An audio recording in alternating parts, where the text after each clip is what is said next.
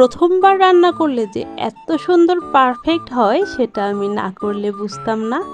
আসসালামু আলাইকুম, this is Sadia Imi from Rajshahi. Sadia Imi নতুন একটি ব্লগে আপনাদের আরও একবার ওয়েলকাম জানাই।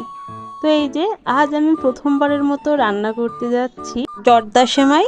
তো এই যে প্রথমে আমি প্যানে পরিমাণ মতো ঘি দিয়ে নিয়েছি। আর এই রান্নাটা আমি কিন্তু আজ প্রথমেই করছি।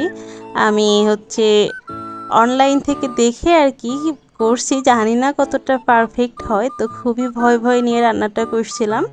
তো এই যে কড়াইতে ঘি দিয়ে এখানে পেস্তা বাদাম, তারপরে কাজু বাদাম এবং কিশমিশগুলো ঘিয়ের ভিতরে খুব ভালোভাবে ভেজে নিয়ে এখানে আমি পরিমাণ মতো সেমাই দিয়ে দিলাম।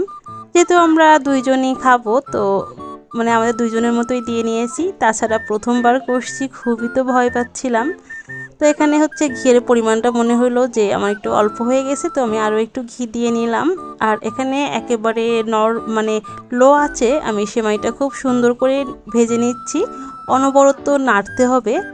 আর এখানে আমি কিছুটা নারিকেল কোড়া দিয়ে দিয়েছি, আমার ফ্রিজে নারিকেল কোড়া ছিল, তো যেটুকু আর কি ছোটাইতে পারছি সেটুকুই এখানে ইউজ করছি। তো এটা লো আছে ভালোভাবে ভাজার পরে এই যে এরকম হয়েছে আর কি। এরপরে এখানে আমি পরিমাণ মতো চিনি দিয়ে নিচ্ছি। তো আসলে চিনিটা যার যার পছন্দ মতো, আমরা মোটামুটি আমরা যতটা খাই আর কি ততটাই দিয়ে নিয়েছিলাম। তো চিনিটা দেওয়ার পরে আমি এখানে আরও বেশ কিছুক্ষণ চিনিটা দেওয়ার পরে এখানে ভেজে নিলাম।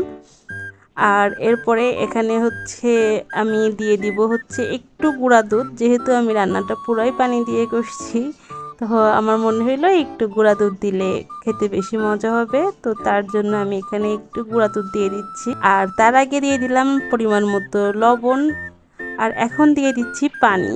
আর আমি এই পানির মাপটা বলতে পারবো না, কারণ আমি আমার আন্দাজেই দিছি। বললামই তো আমি যেহেতু প্রথম, তো আমি একটু পানিটা কম দেওয়ার চেষ্টা করছি।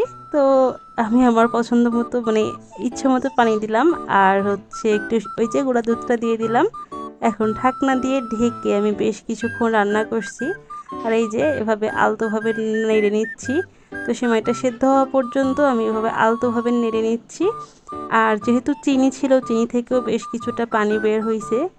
তো এই যে আমি এখন একটা ছড়ানো পাত্রে নামিয়ে নিলাম। আর যখন একটু ঠান্ডা হয়ে যাবে তখন 2টা কাঁটা চামচ দিয়ে এটা ছাড়িয়ে নিতে হবে। তো এই যে দেখেন কত সুন্দর পারফেক্ট হয়েছে আমার জর্দা সেমাইটা।